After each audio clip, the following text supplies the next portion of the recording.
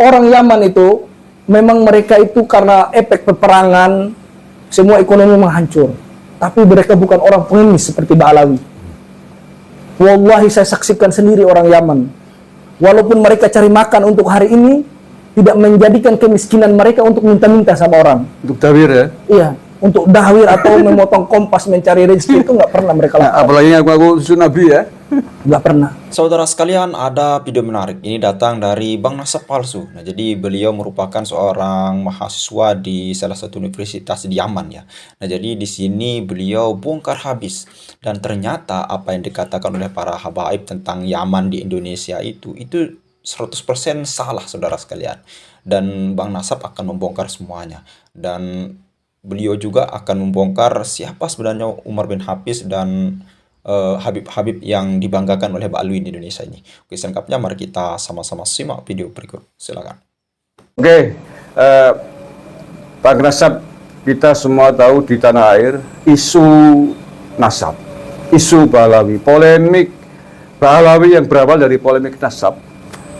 Polemiknya kan berkembang kan? Tidak hanya persoalan nasab, tapi persoalan sejarah, persoalan DNA dan lain sebagainya. Itu sudah 2 tahun lebih di tanah air dan sampai hari ini belum kelar di Indonesia, tanah air belum selesai, dan kita semua menyimpulkan bahwa polemik ini berbahaya kalau tidak segera diselesaikan. Ya, sebelum saya masuk pada pertanyaan-pertanyaan inti, mungkin Bang Nasab bisa sedikit menceritakan tentang polemik ini di Yaman seperti apa? Apakah seramai di Indonesia atau tidak? Oke, bismillahirrahmanirrahim. Alhamdulillah, wassalatu wassalamu ala asrafil anbiya'i wal mursalin, nabiyina Muhammad wa ala alihi wa ashabihi ajmain, amma ba'd. Memang di Yaman itu adalah negara tempat asalnya habib-habib yang ada di Indonesia. Yes. Akan tetapi apakah di Yaman seramai di Indonesia? Jawabannya adalah tidak seperti di Indonesia. Memang ramai, hanya beberapa segelintir orang, yaitu dari ahli sejarahnya saja, yang coba-coba untuk melihat-lihat lagi tentang Ba'alawi ini, karena mereka juga ingin membantu teman-teman di Indonesia. Terus yang kedua, karena memang di Yaman itu Ba'alawi tidak seagresif dakwahnya seperti di Indonesia, makanya permasalahan membicarakan nama mereka juga tidak terlalu ramai seperti di Indonesia. Kalau di Indonesia kan memang ramai sekali dakwahnya, terus bikin masalah, kuburan palsu, terus juga merubah sejarah orang, mengklaim leluhur orang. Makanya menjadi masalah, makanya di Indonesia ramai sebesar ini. Itu yang saya pahami, Gus. Begitu ya. Jadi tidak seramai, semasyhur, seterkenal, seheboh di Indonesia, di Yaman ya. Berarti di sana Ba'alawi Yaman bukan sebagai sebuah klan kelompok yang istimewa mungkin? Enggak. Bukan. Mungkin bisa digambarkan. Jadi di Yaman itu teman-teman, yang saya pahami selama ini berdiri sama tinggi, duduk sama rendah di sana itu. Karena sangat banyak kabilah di Yaman itu yang lebih terhormat daripada Ba'alawi itu sendiri, yang lebih terpandang. Di antaranya kan yang terpandang di Yaman itu kan seperti kabilah Al-Kathiri, yang pecahannya bin Tholib dan yang lainnya itu kan memang kabilah perang, kabilah yang memang disegani di Hadramaut itu sendiri ya. Jadi tidak benar kalau ada yang mengatakan di Yaman itu mereka itu sangat muktabar, sohro, terkenal, seperti yang ada di Indonesia. Oke. Seperti itu. Oke, Dad. Kemudian saya mencatat beberapa pertanyaan ini. Oke, selain secara umum tadi dijelaskan oleh Pak Nasab tidak semasyhur sebagaimana di Indonesia. Salah satu tokoh yang sering diagung-agungkan oleh Ba'alawi Yaman di Indonesia itu adalah yang namanya Faqih Al-Muqaddam. Ini menurut Ustadz bagaimana? Apakah di sana juga syuhrah wal istiwadah kayak di Indonesia? Jadi gini ya teman-teman, Gus, saya itu memang beberapa minggu saya fokus tentang tokoh yang bernama Faqih Al-Muqaddam ini. Banyak sekali tempat-tempat daerah yang saya datangi, seperti Aden, Mukalla, Dole, terus juga Taiz. Saya datangi kota Hadramaut ini yang menurut saya adalah kota yang besar. Apalagi Aden sekarang kan jadi ibu kotanya Janub. Kan pecah menjadi dua sekarang, Janub sama Shimal. Tara bersasaran. Karena perang saudara ini yang terjadi di Yaman. Terus yang kedua, bahwasanya beberapa kali saya tanya orang-orang Yaman tentang Fakih Al-Muqaddam, itu tidak ada yang kenal. Ya karena sudah banyak ya di lab, di video waktu di TikTok kan saya tanya langsung kepada orang-orang Yaman di daerah-daerah yang besar ya. Yaman Selatan atau Yaman Utara? Yaman Selatan. Tidak ada yang kenal Fakih Muqaddam? Tidak ada yang kenal. Serius itu? Serius. Padahal di sini kan begitu diagungkan itu. Iya. Seperti ya semua orang tahu lah. Khususnya di kalangan Nahdiyin begitu ditonjolkannya itulah yang sampai digambarkan bisa Mi'raj 70 kali ya. 10 kali. Di sana nggak seperti itu? Nggak seperti itu. Kita nanya ke orang-orang Yaman ya, seperti di Aden saya tanya tentang Fakih Al-Muqaddam, itu nggak ada yang kenal. Tidak ada yang tahu tentang siapa Fakih Al-Muqaddam ini. Jangankan orangnya, kuburannya pun di Yaman itu tidak tahu di mana yang benar. Serius itu? Serius. Fakih Al-Muqaddam itu? Iya. Karena dia kan punya kuburan dua, ada di Sehun, ada di Hadramaut, ada di Tarim. Jadi mana yang benar itu sebenarnya Fakih Al-Muqaddam juga tokoh fiktif.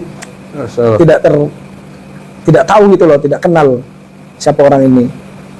Ala kulli hal, yang namanya Fakih Al-Muqaddam ini karena memang saya datang sendiri di sana. Saya tanya sendiri ke orang Yaman, tidak ada yang kenal. Tapi kalau Syekh Abdul Qadir Al-Jailani malahan lebih suhro. Oh begitu? Hatta penjual ikan kering, penjual sayur itu di pasar kenal. Di Yaman ya? Iya, Syekh Abdul Qadir Al-Jailani kalau ditanya mereka kenal. Oh, luar biasa ya. Berarti tidak hanya di Indonesia ya Syekh Abdul Hanya Qadir di terkenal. Indonesia. Tidak hanya di Indonesia, di sana juga terkenal. Jadi berkaitan dengan Fakih Al-Muqaddam ini kan mereka mengatakan Mi'raj 70 kali. Tapi memang itu bukan perkataan mereka sendiri ya, memang dalam kitabnya maktub. Yang namanya Syarah Ainiyah, Syarahul Ainiyah itu kan ada kitab. Fakih Al-Muqaddam kan ditanya oleh Arab Badui tentang ayat-ayat kullu nafsin dha'iqatul maut. Dia bilang laisa li nafasun, aku tuh tidak punya napas. Ya berarti dia ngaku Tuhan.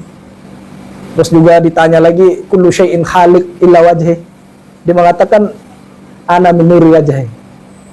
Jadi dia itu ditanya oleh orang Arab Badui, wahai Fakih Al-Muqaddam, bagaimana menurutmu tentang ayat setiap sesuatu pasti binasa kecuali wajahnya Allah Azza wa Jalla atau zatnya Allah itu sendiri. Dia menjawab, saya itu adalah zatnya Allah. Kan ini kufur.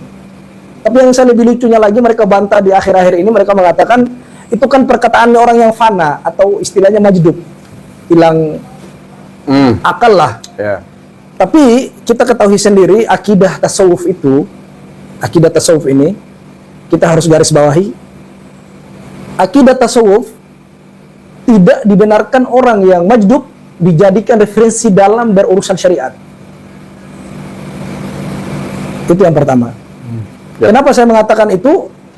Ulama-ulama tasawuf itu sepakat bahwasanya kenapa orang majdub itu tulisannya tidak usah dipakai, perkataannya juga tidak usah dipakai. Apa nanti suruh kita lempar diri ke atas gunung, kamu masuk surga kita mau ikut? Kan nggak mungkin. Makanya kalau saya lihat orang yang mengatakan saya adalah orang tasawuf paling tasawuf, di mana ketasawufan Anda nggak paham terhadap akidah tasawuf yang sebenarnya. Malahan orang majdub yang disepakati oleh orang tasawuf, mereka memakai jadi pendalil, gitu loh. Padahal mereka sendiri melanggar dari akidah itu. Itu yang pertama. Terus yang kedua, mereka juga mengatakan ada yang namanya seperti Syekh Al-Hallaj, terus Syekh Siti Zainar. Kan mereka kan katanya mereka itu juga kan berkaromah, orang yang ini asal bicara apa segala macam, itu beda. Al-Hallaj kita tahu sendiri. Mereka ditahdir, diperingati. Syekh Siti Zainar juga kan disampaikan kesesatannya ulama yang sejaman dengan beliau. Disuruh umat jauhi dari pemahamannya, dari akidahnya. Itu menunjukkan bahwasanya ulama yang bersama dengan Syekh Siti Zainar itu sudah mengingatkan dari umat. Pertanyaan saya, kenapa sih Faqih Al-Muqaddam sudah tahu mengatakan saya adalah Tuhan? Kenapa Anda diam diri, malah mengimani? Malah di mimbar-mimbar mereka mengatakan Faqih Al-Muqaddam orang yang besar, orang yang bisa mi'raj 70 kali ketemu dengan Allah. Padahal Hadratus Syekh Kiai Hasyim Asy'ari sendiri mengatakan apa dalam kitabnya beliau itu, siapa yang mengatakan saya mi'raj selain Nabi Muhammad itu bisa kufur, keluar dari agama. Itu kita, ini bukan hanya perkataan orang Majdub, tapi termaktub dalam kitab itu.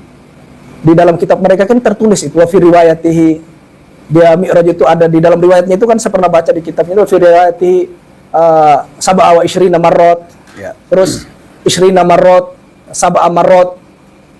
Dia itu bukan hanya 70 sab'una marrat. Jadi 70 kali dia mi'raj, kadang 25 kali dia mi'raj, di riwayat yang lain 7 kali dia mi'raj. Jadi ini bukan hanya dongeng, tapi memang ada di dalam kitab mereka, dan mereka ajarkan, dan mereka juga imani. Di Yaman diajarkan kayak itu, Tat? Selama ini saya nggak ada. Saya nggak pernah menemukan di Yaman ada seorang Habib yang menceramahkan tentang Faqih Al-Muqaddam yang membesar-besarkan namanya. Hatta, jangankan itu, Umar bin Hafid sendiri, mohon maaf ya, saya orangnya paling nggak suka panggil Habib. Umar bin Hafid sendiri tidak pernah saya dapati satu kaul dia membesarkan Faqih Al-Muqaddam. Kira-kira kenapa itu di sana tidak pernah disebut-sebut di sini? Ya, karena orang Yaman paham. Oke. Nanti malah Ya dia viral, kan pasti apa ini orang nggak jelas masa bisa mi'raj. Kalau di sana di Yaman beda dengan di Indonesia. Kalau di Yaman itu sebodoh-bodohnya orang pasti punya hafalan Quran. Ima 2 juz, ima 3 juz, dan 5 juz. Yang kami pahami begitu. Oke. Kemudian pertanyaan berikutnya, Bang Nasab.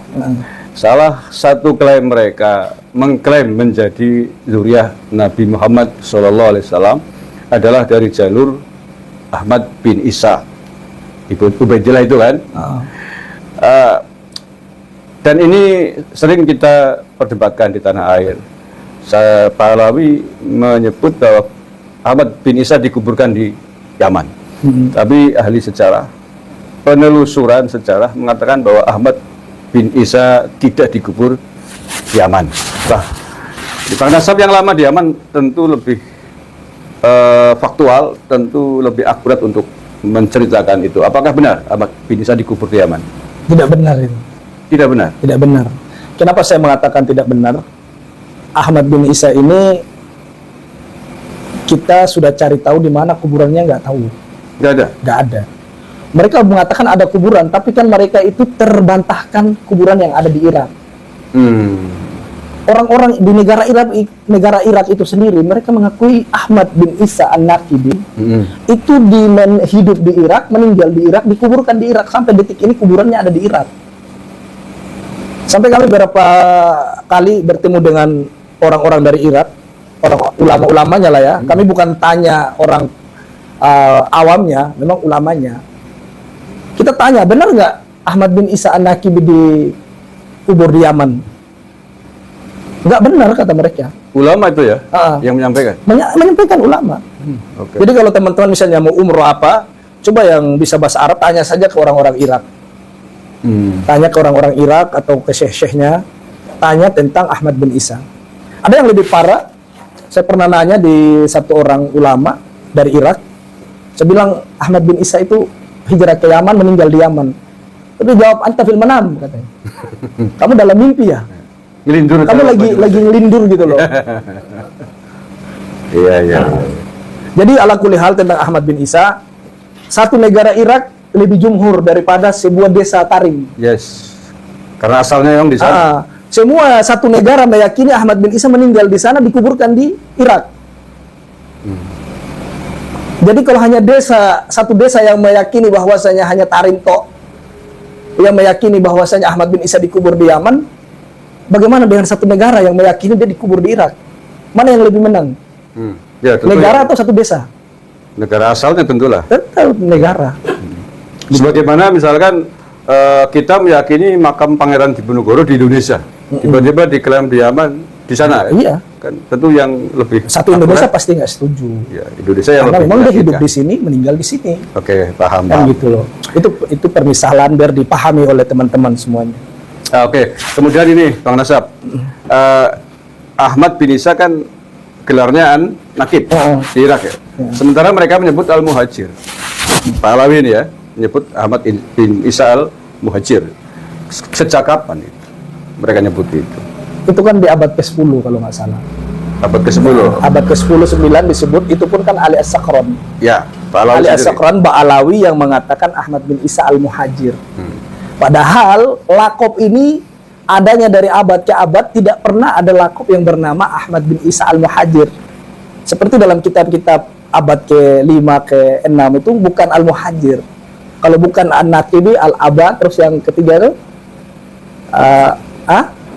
An-Nafat. Itu yang ada di dalam kitab nasab tentang Yes. Ahmad bin Isa. Berarti yang menggelari Al-Muhajir ya, Ya, hanya mereka Pak sendiri. Alawi sendiri ya. Mereka sendiri yang menggelari Ya, Al-Muhajir. sebagai pembenaran bahwa Ahmad bin Isa hijrah ke Yaman begitu ya. Gitu loh. Terus otoritas Yaman mengakui enggak itu? Tidak mengakui. Tidak mengakui ya. Tidak mengakui. Tidak mengakui. Dan tidak ada yang kenal, yang tahu juga nggak ada tentang Ahmad bin Isa ada di Yaman. Tapi kok pede banget ya mereka? Ya begitulah. Soalnya gini loh. Dulu ada nakoba di Yaman, itu ada cuma 2 nakoba. Ada Bani Hashim dan Al-Hasani. Ba'alawi, sebagian Ba'alawi itu masuk ke nakoba Bani Hashim. Itu ahli tarikh. Saya kalau di Yaman dibolehkan untuk video orang-orang yang saya tanyakan ke ahli sejarah, itu sudah rungkat dari Yaman sebenarnya. Gitu loh.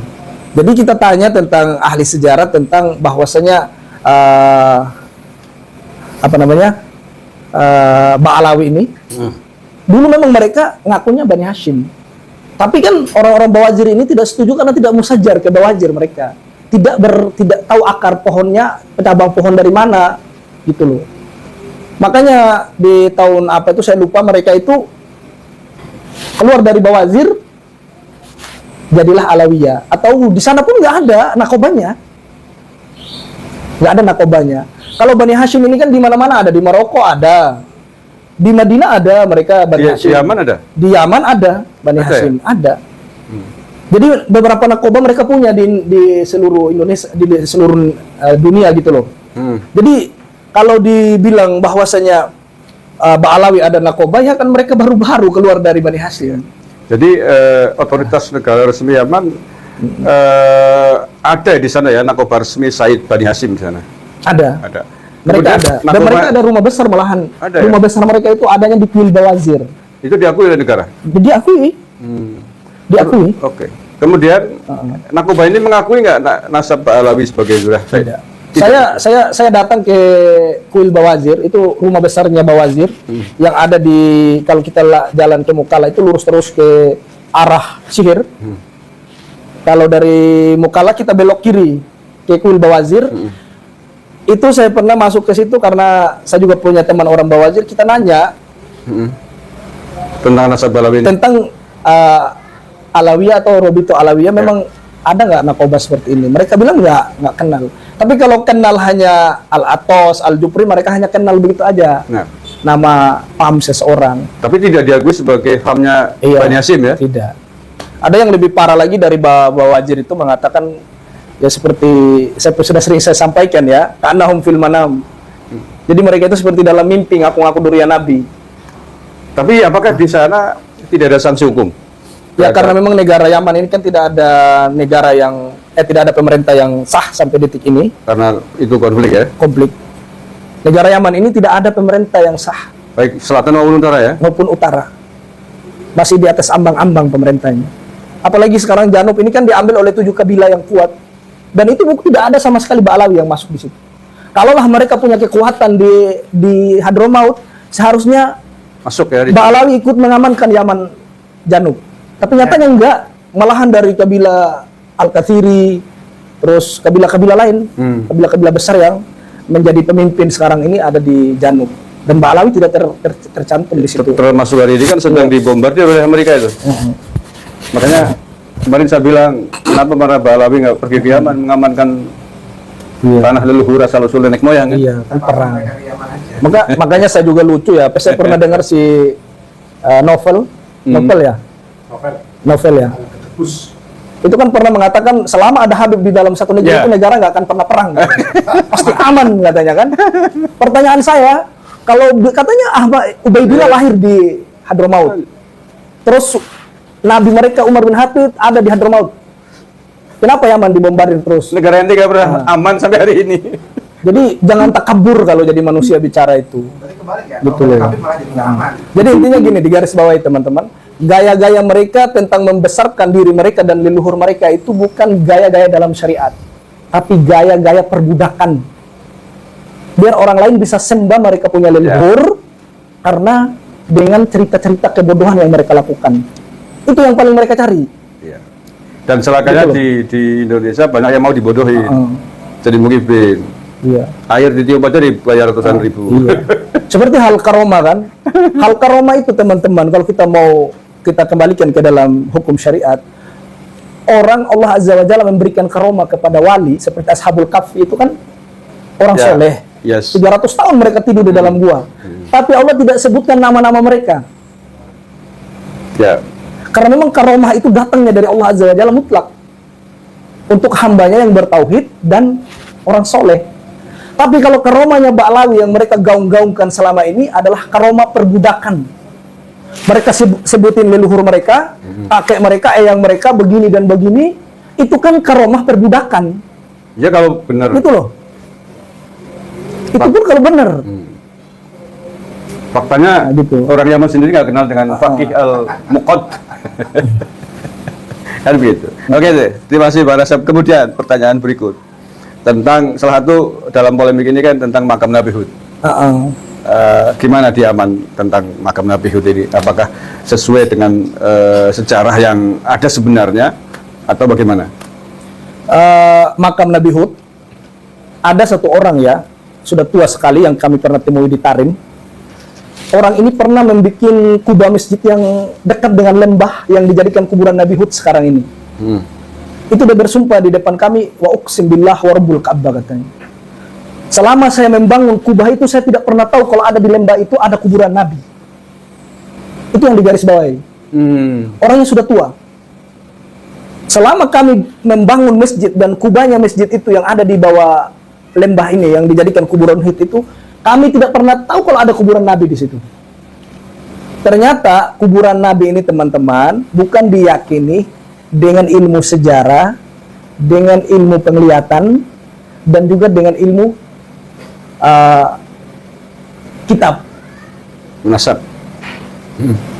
Kitab nasab lah, Yap. sejarah lah. Jadi menetapkan kuburannya Nabi Hud itu dengan mimpinya yang bernama Abu Bakar bin Salim.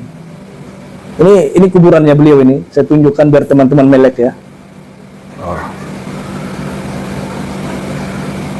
Ini saya datang di Tarim, saya tunjukkan ke teman-teman lab. Ini. Oke. Nanti dikirim ya. Boleh. Ini kuburannya mereka sangat fenomena yang sangat terkenal. Ini tidak ada sama sekali tertulis Syed atau Habib atau Al-Habib. Langsung Syekh Abu Bakar bin Salim. Karena di Yaman itu menulis suatu kuburan Syekh atau Al-Habib itu aib. Aib. Hatta Bawazir yang jelas nakobanya adalah Bani Hashim, keturunannya Abbas radhiyallahu anhu, mereka meninggal nggak dipanggil Sayyid kok. Kuburannya nggak ditulis Sayyid. Aib di sana Pak. Ya? Cuma di Indonesia ini saya lucu. Kuburan asli palsunya semua Al-Habib. Al-Habib. Itu kenapa di sana dianggap aib? Karena kan memalukan, mereka kan sejak kapan ngaku durian Nabi? Oke. Sejak kapan? Artinya kalau mereka pakai gelar Habib di sana, orang sana udah tahu semua gitu ya. Makanya Memalukan orang sendiri. Yaman, saya wawancarai orang Yaman itu, mereka itu bukan orang benar, itu mereka orang Syiah. Mereka itu keturunan Fatimiyah yang pernah dihancurkan oleh siapa dulu? Abdul Qadir. Berkuasanya Utsmaniyah itu, setelah Utsmaniyah. Ya dinasti Fatimah itu. Dinasti Fatimiyah yang ngaku-ngaku durian Nabi itu. Terbawalah sampai di Yaman. Gitu loh. Di Yaman sendiri ngaku Habib malah malu. Malu. Karena tahu boroknya mereka. Iya. Indonesia kalau disembah-sembah dicium kakinya lengup. Makanya ini teman-teman, seperti contohnya ini ya. Contohnya di kuburan ini, di Jambal ini. Ini kan saya datangi di kuburan leluhur mereka. Ini semua kuburan, ini saya baca tulisan nggak ada Al-Habib atau Sayyid. Yang begini banyak kuburan. Dan yang lebih lucunya lagi, kalau nggak ada orang Indonesia dengan orang Malaysia atau negara-negara lain, sepi aja kuburannya. Makanya kalau ada orang-orang yang datang umroh itu ya, lewat Tarim, yang perempuan campur dengan laki-laki apa itu, orang Yaman itu kadang bilang begini sama dia, malakum ya akhi, katanya. Ada apa dengan, mana ada Indonesia? Ada apa sih dengan orang Indonesia ini, katanya. Jadi kita dilihat itu kayak orang yang aneh, yang lucu gitu loh. Kita datang jauh-jauh dari Indonesia berziarah ke leluhur mereka, ke kuburan sana, itu orang Yaman sendiri tuh, ada apa sih dengan kalian ini gitu loh. Jadi itu sebenarnya saya malu kan, karena mendengar sendiri omongan mereka gitu. Heran ya? Heran. Kata mereka yang lebih utama itu kakek kalian, orang tua kalian, ibu kalian, nenek kalian, ziarahi. Ngapain ke sini gitu loh. Apalagi makam-makam itu makam palsu kan? Iya. Yang tidak Apalagi jelas. belum jelas apa mereka durian Nabi apa enggak. Itu kan jadi saya garis bawahi di sini, teman-teman yang di Nusantara, cobalah terbuka otak-otak kalian, pikirannya itu di apalagi percuma sekolah jadi pelajar punya kecerdasan. Orang-orang Nusantara tuh orang cerdas. Masa kita nggak gunakan kecerdasan malah datang ke sana di tempat orang? Atau jangan-jangan mungkin ada unsur sihir? Wallahu a'lam bishawab. Orang-orang Indonesia disihir oleh beliskan berkayangan Yaman mungkin. Nah, ya. Ada yang lebih parah lagi tuh teman-teman. Mereka itu menganggap sekarang di kuburan Jambal itu menuju ke Ahmad Al-Haddad itu di jalan itu seperti jalan-jalan menuju surga. Usul. Nah, makanya si Syekh ini, Habib Syekh, nama aslinya siapa sih? Saya paling nggak suka panggil mereka Habib itu. Dulu Qadir. Hah? Dulu Qadir. Dul Qadir ya? Dul Qadir As-Segaf itu kan Dulu ngomong. Qadir. Dia ajari jemaahnya di dalam kuburan di situ. Kalau habis dari sini kita menuju ke jalan menuju kuburannya Ahmad Al-Haddad itu seperti menuju ke jalan-jalan surga. Kan ngaco yang begini ini. Gitu loh. Surga nimba. Jadi di Madinah ada yang namanya Raudhatu min Riyadil Jannah, di Tarim ada yang namanya Thariqul Jannah. Jadi mereka cari saingan, dibikin saingan sebagus mungkin biar orang itu sembah leluhur mereka gitu loh. Oke, kemudian Pak Kasih ini semakin banyak membuka mata kita gitu ya. Betapa kita goblok gitu, lengok sekali orang Nusantara di Lombok ini Pahlawi, Yahudi Yaman. Di sana nggak ada apa-apanya leluhur mereka. Pantas kalau orang Yaman asli kemudian terheran-heran ngapain orang Indonesia pada nangis-nangis ya di Yaman. Beliau saksi mata, akurat sekali apa yang beliau ceritakan. Oke, kemudian pertanyaan berikutnya, Bang Nasab. Di antara yang ramai juga tentang fenomena katanya di Yaman, di Tarim sana ada tawaf gitu. Ini Mij'in Balawi kan? Gimana itu fakta sebenarnya? Memang tawaf ini seperti kayak tawaf Ka'bah. Ada tempat mulainya dan ada tempat mengakhirnya. Itu Balawi Iya. yang mempromotori. Itu tulis saja judulnya di YouTube, tawaf di Tarim. Luar itu. Ini kelompok Balawi itu kan? Balawi. Ada yang begitu? Ada. Ada di sana lagi yang lebih parahnya itu, yang saya lihat, yang saya tahu itu ada bekas minumannya Nabi gelas. Jadi mereka mengatakan Nabi pernah datang ke Tarim, minum air dan gelasnya Nabi lupa di situ dan sekarang gelas itu dijadikan termasuk tempat berkharafat juga. Fenomena ya. Yang jadi pertanyaan saya, kalau memang Nabi pernah datang ke Yaman, kenapa Wais Al-Qarni nggak jadi sahabat? Ya, kan asal Yaman ya. Wais Al-Qarni kan pengen ketemu Nabi, tapi dia harus urusin ibunya. Ya. Makanya Nabi SAW memerintahkan Umar, nanti kalau ada seorang laki-laki datang dari Yaman, namanya Wais Al-Qarni, disebutkan ciri-cirinya, minta doa sama dia.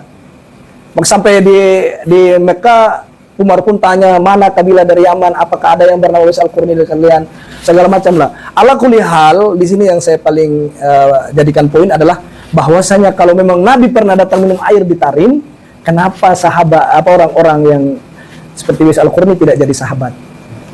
Malah jadi tabiin sampai detik ini. Gus Al-Qarni bukan Pahlawi kan? Bukan. Nah, jangan-jangan lama-lama diklaim sebagai Pahlawi. Gitu loh. Jadi terbantahkan, dan kami juga lihat sendiri apa yang mereka lakukan. Dan di Tarim itu lengkap teman-teman. Ada tiang masjid yang bisa bicara, ada tembok kehamilan, kuburan kehamilan. Ini ada kuburannya nih, saya tunjukin teman-teman. Kuburannya siapa itu? Ini kuburannya Habib juga, Pak Alawi. Jadi Tokoh kurafat tadi ya? dua kuburan ini, kalau misalnya istri kita tidak bisa hamil, kita datang doa atau gosok-gosokin perut di sini langsung bunting. Nanti yang lahir itu anak-anak dongeng. Ini dua kuburan di depan saya ini. Itu pernah dibuktikan apa enggak? Iya, jadi kalau teman-teman nanti mau nikah lagi, punya istri terakhir mungkin karena faktor tua, nggak bisa hamil, datangkan aja ke sini. Nanti bisa hamil. Nanti anaknya kayak orang Yaman ya. Biar besarnya jadi tukang dongeng. Biasanya selama ini yang saya lihat kan orang walaupun S2 belajar di luar, karena bergaul sama dia jadi tukang dongeng. Gitu loh. Di Yaman tidak ada aspal lah segala macam. Kalau bahasa orang Banyumas, tukang dongeng itu sama dengan lengup. Yaudah. Iya. Jadi lengup kan. Dabrus. Dabrus. Oke. Allah ya karim. Secara Bang Nasab kan akademisi, alumni perguruan tinggi di Yaman. Kalau dari sisi atau aspek sejarah resmi lah ya, faktual berdasarkan literasi yang ada, apa ada nggak sih, ada jejak sejarah nggak sih bahwa Nabi pernah ke Yaman? Ditemukan? Tidak pernah. Tidak ada. Tidak pernah.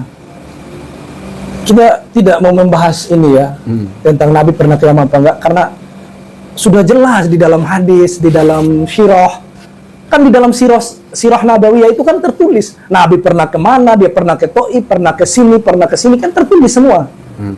Apa ya ulama-ulama sirah berdusta semua? Ya. Masa karena ada satu Ba'alawi, sekelompok si cucu Yuyu yang ngaku durian Nabi mengatakan pernah hijrah ke Yaman. Kan ngaco ini yang begini. Oke, Dan. Kemudian masih ada pertanyaan lagi, nggak bosan kan? Nggak apa-apa. Mumpung ada Bang Nasab di sini yang tahu persis saksi sejarah Yaman ya, walaupun bukan orang Yaman tapi setidaknya kan pernah lama di sana. Salah satu keturunan imigran Yaman yang ada di Indonesia. Ya. Ini keturunan imigran Yaman yang di Indonesia hari ini kan bukan hanya dari klan Pahlawi, dan juga dari kelompok Arab yang lain. Yang populer adalah Al-Irsyad. Ini kan sama-sama keturunan imigran dari Yaman. Menurut Bang Nasab, apa sih bedanya Al-Irsyad dengan Pahlawi di Indonesia yang sama-sama keturunan imigran dari Yaman? Jadi begini ya, ini pertanyaan yang penting menurut saya juga, biar teman-teman di hati Ustaz bisa buka mata, biar bisa mereka mendengarkan. Al-Irsyad ini memang banyak sekali keturunan Yaman yang dari kalangan masyayikh. Mereka seperti Ba Mu'alim, Ba Fadol, Al-Kathiri, terus Ba Salama, terus lagi Ba Abdu. Pak Sudan masuk nggak itu? Jadi Al-Irsyad dengan Ba'alawi ada perbedaannya apa? Saya katakan berbeda. Kenapa saya mengatakan berbeda? Orang Al-Irsyad, orang masyayikh dari Al-Irsyad ini adalah keturunan Yaman asli, Muwatton. Al-Irsyad itu? Mereka Muwatton asli di Yaman. Keturunan bangsa Yaman asli ya? Oke. Di dalam itu kan ada yang namanya Muwatton, ada yang namanya pendatang. Pendatang. Sama sini, juga di Indonesia ada pribumi. WNI, ada WNA kan? Ya. Begitu. Pribumi sama bukan? Bukan, antara pribumi atau bukan pribumi. Iya. Itu bukan aib, itu sudah biasa. Di negeri Yaman, di negeri Arab pun ada Muwatton, ada pendatang. Jadi kalau kita mengatakan kalian pendatang harus diakui, memang kalian pendatang gitu loh. Cuma perbedaannya Al-Irsyad dengan Ba'alawi, kalau Al-Irsyad Muwattonnya Yaman. Oke. Kalau Ba'alawi ini di Yaman pun mereka orang pendatang yang dari Irak. Ada yang dari Iran, dari Irak. Mereka pendatang di Yaman. Makanya dengan kabilah Al-Kathiri itu mengatakan, mana uslub kalian, dari mana kalian asli? Mereka nggak berani uslub kami asli Yaman. Orang Ba'alawi tidak akan pernah berani mengatakan asli nenek moyang kami dari Yaman. Di sana ya? Iya. Hatta di Indonesia, saya beberapa bertemu dengan Al-Irsyad, ngomong memang kalian asli Yaman. Tapi di sini kan sering ngomong. Ngomong. Jadi di sini yang kita Siap. bisa garis bawahi teman-teman, Yaman itu tidak ada sangkut pautnya sama sekali dengan Ba'alawi. Ba'alawi sendiri di Yaman itu pendatang, Oh, gitu loh. itu Ah. imigran juga di sana ya? Imigran juga. Jadi ini penyampaian pribadi dari saya. Coba kita lebih legowo. Kalau misalnya ada orang Yaman yang salah, jangan sampai, atau Ba'alawi yang salah, jangan sampai kita menghukumi orang Yaman Secara umum ya? secara umum. Oke. Dimanapun Yaman itu teman-teman adalah negara yang Nabi SAW puji. Di sana juga tempatnya sahabat kepercayaannya Nabi, seperti Udzaifah ibnul Yaman, Mu'ad ibnul Jabal. Itu orang-orang terbaiknya Nabi, Ahlus Sir. Jadi kita lebih terbuka bahwasanya Ba'alawi dengan Al-Irsyad itu adalah makhluk. Al-Irsyad ini, pokoknya Al-Irsyad ini Yes. tidak ada kaitan dengan Ba'alawi. Justru yang original pada Al-Irsyad itu Al-Irsyad original. original bangsa Yaman. Gitu loh. Nah, makanya saya sampaikan kepada teman-teman Al-Irsyad, sebelum ke depan ini menjadi sasaran, karena memang kita akui orang Nusantara ini sudah terlalu sabar dari kelakuannya klan Ba'alawi. Coba buka yang sebenarnya, sampaikan kepada orang Nusantara bahwasanya Ba'alawi ini adalah orang yang memang sangat kacau gitu loh, Problematik. Tidak hanya di Indonesia ternyata ya. agar kedepannya anak cucu teman-teman dari Yaman tidak jadi olok-olokan, tidak jadi kena imbas. Ya. Coba teman-teman dari Al-Irsyad Angkat tolong suara ya. angkat suara, Betul. tolong disampaikan bahwasanya Yaman tidak ada sangkut pautnya. Kenapa saya ini kokoh bahwasanya saya membela terhadap Yaman? Yaman itu ada keutamaan di depan Nabi sallallahu alaihi wasallam. Gitu. Ada sahabat dari sana, ada orang-orang soleh seperti Uwais Al-Qarni yang kita ceritakan. Ya. Itu. Terus juga banyak sekali teman-teman yang lulusan Yaman yang belajar di sana. Seperti itu. Orang Yaman itu memang mereka itu karena efek peperangan semua ekonomi menghancur. Tapi mereka bukan orang pengemis seperti Ba'alawi. Wallahi saya saksikan sendiri orang Yaman. Walaupun mereka cari makan untuk hari ini, tidak menjadikan kemiskinan mereka untuk minta-minta sama orang. Untuk tawir ya. Iya, untuk dahwir atau memotong kompas mencari rezeki itu nggak pernah mereka lakukan. Apalagi aku susu Nabi ya. Nggak pernah. Mereka tetap cari uang yang halal untuk mereka makan hari ini. Tetap mereka bersabar dengan peperangan yang ada sekarang ini yang kita lihat. Itu yang Itu orang Yaman. asli ya. Jadi kalau dikatakan Yaman, saya memang sedih. Setelah saya tinggalkan Yaman itu di sepanjang jalan saya di Mekah, pas di Mekah itu nangis. Karena termasuk negara yang mengajarkan saya untuk menjadi manusia yang lebih bersyukur itu adalah Yaman. Oke, dan berarti saya sepakat dengan masukan Bang Nasab ini.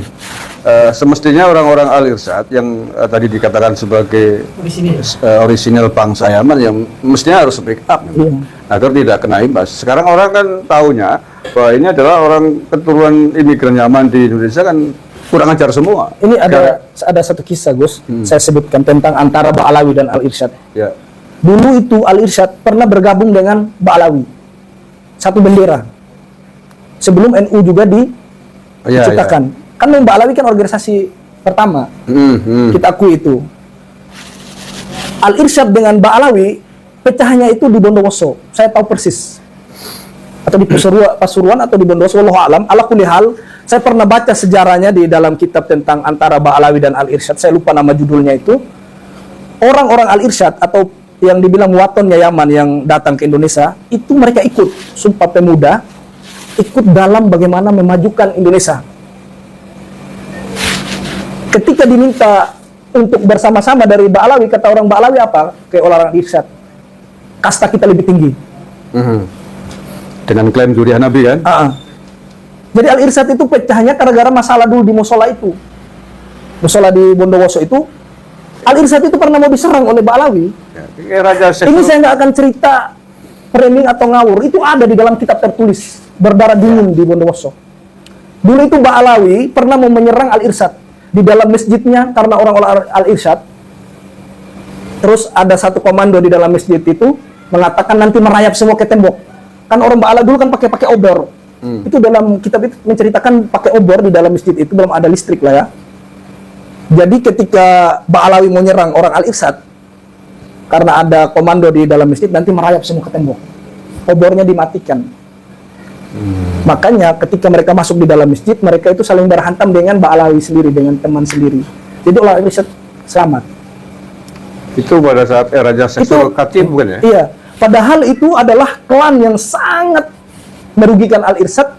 Tapi kenapa Al-Irsyad sampai detik ini berdiam diri, Betul. tidak mau mengangkat suara, padahal masalah ini sudah sangat merugikan Yaman secara umum. Betul. Apakah nanti mau lihat anak cucu Al-Irsyad atau muwaton Al-Irsyad dijadikan bulian, diklaim bahwasanya mereka sama aja asal dari Yaman? Kayak Balawi. Makanya saya minta tolong buka suara, sampaikan ke umat bahwasanya Sebelum terlambat. muwaton Al-Irsyad itu muwaton asli orang Yaman. Al-Irsyad tidak seperti Ba'alawi. Mereka luar biasa orang Al-Irsyad yang saya dapat Islam ini. Mereka pekerja, pengajar, punya toko, tidak dahwer sana sini. Yang saya dapati seperti itu. Jadi kalau teman-teman menghina, tolong hindari, jangan sampai bilang Yaman jahanam lah, atau Yaman tukang dawer lah. Fokus saja kayak kalian Ba'alawi. Karena memang mereka pembisnis kuburan, tukang dawer atau segala macam. Iya, sepakat. Itu yang di garis bawahi teman-teman, mudah-mudahan bisa dipahami. Yahudi Yaman ya. Jadi ingat, salah satu tes DNA hasilnya kan G ya. Yahudi. Itu gimana di sana tentang sejarah Yahudi terkait Ba'alawi ini? Kalau masalah Yahudi, memang karena saya nggak punya ilmunya ya Gus ya. Oke.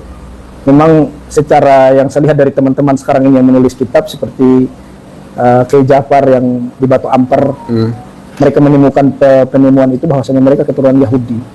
Ya, Kalau ada kitab, ada hujahnya, kita harus akui. Ya, kalau di genetika kan ada catatannya, hasil tes DNA memang G, haplogrup. Yang tidak lain adalah haplogrup bangsa Yahudi. Oke, kalau itu saya kira udah banyak yang mengatakan ya. Terakhir ini, sebelum ini teman-teman juga mungkin ada pertanyaan tentang komunis. Tadi belum diceritain. Oke.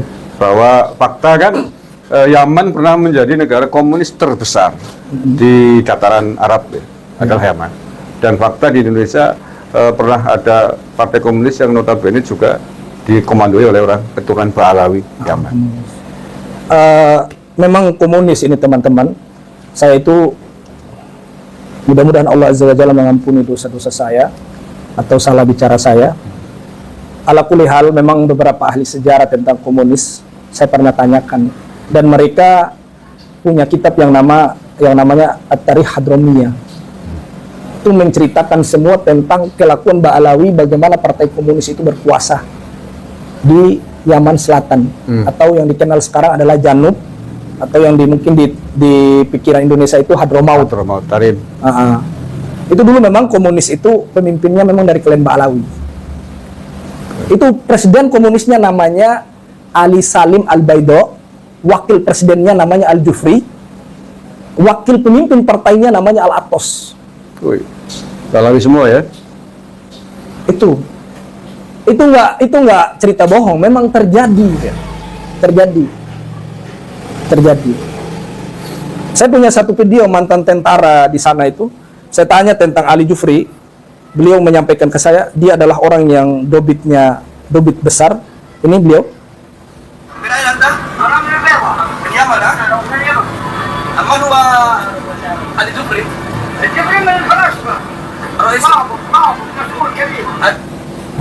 Ali Jufri minum falasifa. Falasifa kan komunis.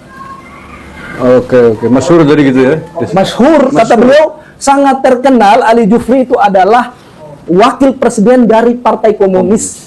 Yaman. Sangat besar kedudukannya. Populer lah kalau di sini. Wakil, ini mantan tentara.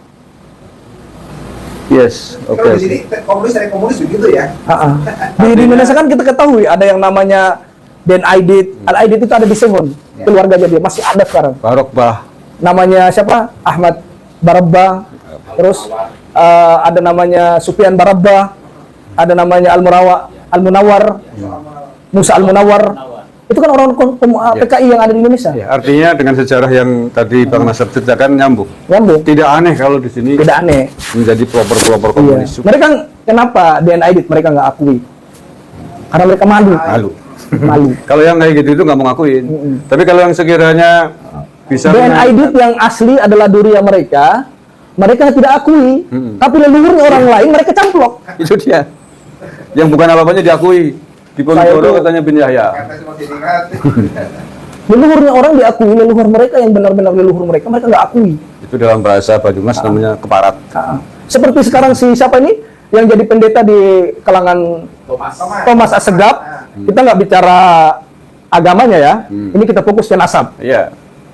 Alakum dinukum waliyadin, intinya begitu. Yes. Kita bukan mencela agama lain. Ala kulli hal kita membahas Thomas Assegaf, Ispahlawi. Ba'alawi, itu namanya saudaranya Taufik Assegaf, pemimpin Robito Alawiyah. Satu klan, Kan satu pelan. satu marga. Kenapa nggak diakuin? Gitu. Kenapa nggak diakui? Apa hanya gara-gara beda agama? Jadi ulama yang nanti minta barokah, minta syafaat gitu ya. Iya. Atau mas. Gitu. Oke, Bang Nasab, terima kasih banyak pertanyaan sudah panjenengan jawab dan ini membongkar semua kebusukan klan Balawi di Yaman. Teman-teman ada yang mau bertanya mungkin? Saya mau bertanya ini. Silakan. Silakan. Ini. Saya kalau bisa jawab, saya jawab ya teman-teman. Ya, Kalau saya nggak bisa jawab, mohon maaf. Dari channel Jam Saudara ini, mohon maaf. Jadi banyak sekali ulama-ulama di Indonesia. Ada yang namanya Bang Somad, ada yang namanya Mas Yahya, begitu yang ya kalau kita itu tuh mereka sering menjadi salah senyek dari para Bali. Itu sering berbicara bahwa pasir kinat, pasir taring itu wangi gitu. Ya karena kami di Indonesia ini tidak pernah langsung ke sana. Ya tentunya kita tidak tahu benar wangi nggak sih. Nah kalau dari Bang Nasab ini yang sering ke sana, benar nggak sih yang namanya pasir kinat itu benar-benar wangi? Harumnya itu seperti harum surga gitu. Ini pasir Silakan. inat, yang dimaksud yang ini ya. Pasir inat ini teman-teman. Ini saya datang ini. Teman-teman ada yang mengambil pakai botol. Ini pasirnya. Itu Inat nama daerah apa? Nama tempat? pemakaman. Oke. Ini. Banyak sekali pasir-pasir memang di sana. Ini yang bilang nggak ada aspal ini banyak ini. Ini depan kuburannya Abu Bakar bin Salim lagi. Ada aspal, ada apa namanya? Yang di semen itu cor-coran. Mana yang mengatakan tidak ada aspal di sana biar bekas kaki wali tidak terhapus. Makanya jangan bergaul sama tukang dongeng biar Anda tidak jadi tukang dongeng. Kasihan ilmu Anda jauh-jauh belajar ke Sudan, belajar ke Mesir, jadi tukang dongeng. Dulu sama. Jujur lah, dulu sama. jujur. Berarti tidak wangi ya? Wangi apa? Mana ada pasir yang wangi? Dikasih parfum dulu jadi wangi. Sama di Indonesia mereka bawa pasir dari Yaman buat jualan. Itu beraninya jualan di sini, coba jualan di sana. Dicoba jual di Yaman. Tidak laku ya? Kita datang ziarah saja ke Yaman, berbondong-bondong, orang Yaman mengatakan kalian ini kenapa? Ada apa ngapain? Lucu gitu loh. Apalagi Ambil pasir ya. apa nggak lebih dibilang gila? Mau mempertegas saja Bang Nasab ya, saya mau bertanya. Dari apa yang disampaikan Bang Nasab, tadi Robito Alawiyah itu tidak ada di sana ya. Yang ada nakib Nama-namanya. cuma Al-Hashimi sama Al-Hasani ya. Berarti adanya cuma di Indonesia Benar sekali. ya, Yang tercatat nakobah Robito Alawiyah itu hanya ada di satu negara, yaitu Indonesia. Indonesia. Jadi kalau Pak Kiai NU ini menghancurkan Robito, tidak ada penguatnya. Kalau Bani Hasim di sini diruntuhkan, di Maroko masih ada. Di Madinah ada. Dia punya, di Yaman juga ada. Mereka punya rumah besar, Bani Hasim. Rumah besar Bawazir. Kalau Robito Alawiyah, saudara NU langsung mengatakan Mbak Alawi bukan durian Nabi, hapus itu Robito, udah harus hilang. Berarti bubarkan saja. Bubar. Bubarkan ya? Ya kalau saya sih Bubarkan. bubarkan daripada menjadi tempat kiblat pembodohan, pencucian otak, Khurafat. khurafat, Dongeng, dongeng, segala macam. Gitu loh. telengoban. Gitu. Sudah, terima kasih Bang Nasab. Ada yang lain? Lagi mungkin kita sering menyaksikan ketika seorang dari Yaman, Umar bin Habib, seolah-olah kalau datang ke Indonesia itu kan istimewa sekali. Pertanyaannya, sejauh apa keistimewaan Umar bin Habib di Yaman itu sendiri? Nggak ada. Apakah ketika dia datang itu memang keberadaan dia itu memang disembah-sembah oleh santri-santrinya, murid-muridnya, atau memang hanya ada di Indonesia yang seperti itu? Oke, baik. Yang saya tahu sampai detik ini, saya selama di Yaman ya, dia itu cuma hadir di pada 2 tempat di Yaman itu sendiri, di Tarim dan di Mukalla, sama di Sihir. Di Sihir itu pun dekat, cuma mainnya 1 jam 2 jam kalau jalan ke sana. Adapun apakah dia harus datang ke ibu kota Aden, datang ke Taiz ngisi daurah, nggak ada. Dia datang di Sehun kemarin, kabar terbaru itu hampir meninggal, mau ditembak dia. Dia ngisi kajian di sana, hampir sampai detik ini nggak berani lagi ke sana. Di mana? Di Sehun. Sehun itu bagian mana? Sehun juga Hadramaut, dekat bandara. Kenapa itu para mau ditembak? Kan Ya. tempatnya sendiri. Ya, ini kalau masalah beliau saya Politik ya? nggak akan ceritain karena ini pasti nyawa melayang. Oh. Ini Ceritain nggak? langsung lepin ya. Enggak. Nggak. Rekaman. Nggak, Tenang aja. jangan. Ada saatnya. Jadi bikin penasaran ini. Ada apa dengan Umar Al-Hafid. Al bin? Ala kulli hal, Umar bin Hafid sendiri, teman-teman, Tarim itu bukan seperti yang diceritakan yang ada di Indonesia. Di Tarim itu ulama Syafi'iyah, dari orang-orang tasawuf yang masih lurus itu banyak sekali di Tarim. Dan setiap hari mereka ingatkan Umar bin Hafid, tinggalkan hal pembodohan itu. Saya nggak bohong, wallahi banyak sekali ulama Syafi'i yang ada di Tarim, dekat markis, sampingan markis dengan dia. Kalau teman-teman dari Tarim mau jujur kepada Allah Azza wa Jalla, pasti kalau mereka berani, pasti mereka mengatakan iya. Jadi nggak benar kalau mengatakan Tarim dikuasai oleh Umar bin Hafid. Itu bohong belaka itu. Bohong besar. Dia berkuasa hanya di markisnya, hanya sekitar situ saja. Artinya tokoh kecil ya? Bukan siapa-siapa malah. Kecamatan lah istilahnya di situ tempat dia. Hanya berkuasa di situ. Selain keluar dari beberapa ratus meter sedikit kan juga Tarim. Itu banyak yang tidak setuju dengan beliau. Berkuasa dalam arti apa ini? Otoritas keagamaan atau Dalam markisnya aja. otoritas pemerintahan? Pondok. Oh, pondoknya, santrinya, pengaruhnya ya? Pengaruhnya di situ. Oh, oke. Kalau memang Ba'alawi orang yang berpengaruh, seharusnya kabilah Ba'alawi mereka ikut mengamankan Yaman Selatan. Yes. Tapi nyatanya kan klan Ba'alawi tidak punya pengaruh di Yaman. Makanya 7 kabilah dari Masyayikh yang berkuasa di Yaman Selatan. Ini digarisbawahi. Kalau mereka punya berpengaruh, kalau sampai mereka mengatakan hidupnya Habib di suatu negara adalah amannya sebuah negara, nyatanya mereka nggak punya pengaruh kok di Yaman, mereka nggak dapat kepemimpinan di Yaman. Faktanya negara mereka Gitu loh. amburadul. Ya intinya negara Yaman diuji sama Allah, Ya. kita harus akui itu. Ya, Intinya Ba'alawi ini adalah orang yang bikin gaduh. mungkin kalau membohong. Oke. Terakhir, Bang Nasab.